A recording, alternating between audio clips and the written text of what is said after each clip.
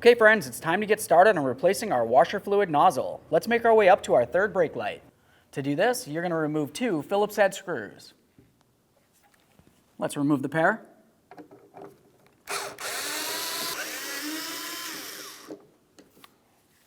Once both of those are out of there, we're going to start removing this from the body of the vehicle. Keep in mind, you're going to have an electrical connector, and you also have a washer fluid hose on the backside.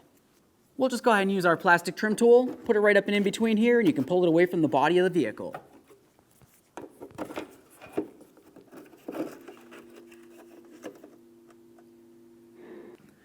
Let's start by removing the electrical connector along the side right here. For this, I'm going to use my index finger, and I'm going to squeeze right along the top. There's a little tab, and then you should be able to pull this right out. Every time you disconnect an electrical connector, give it a quick inspection. If you see any funny colors, it's corrosion and it would need to be dealt with. Let's move along to the washer fluid hose. I'll just get this right out of the way. Now when you remove this, you want to be very careful not to damage the hose or of course the washer fluid connector.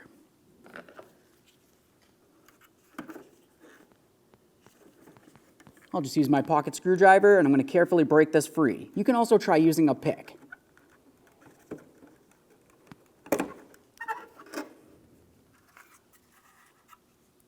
Now that we have the third brake light assembly off of here, let's continue on removing the washer fluid nozzle. To do that, you just want to go ahead and turn this over. Now you want to look at it. You're going to find 2 tabs that you can grab onto with your index and thumb, give them a little squeeze, and go ahead and force it right on through the other side.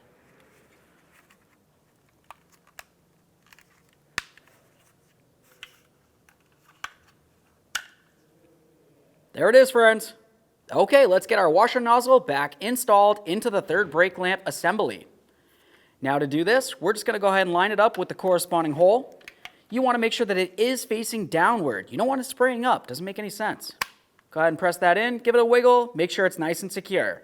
Before we go ahead and put our third brake lamp assembly back in place on the body, let's go ahead and wipe it down so it's clean and free of any debris.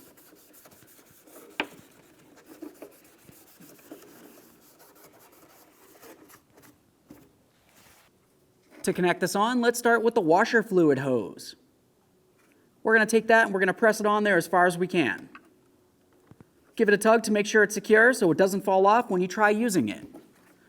Let's make our way over here. We're going to reconnect this in as well. Listen for a click. Give it a tug. Make sure it's secure. Now let's go ahead and slide this down into position. Just roll it right down in there. Start in both of your mounting bolts and then snug them up.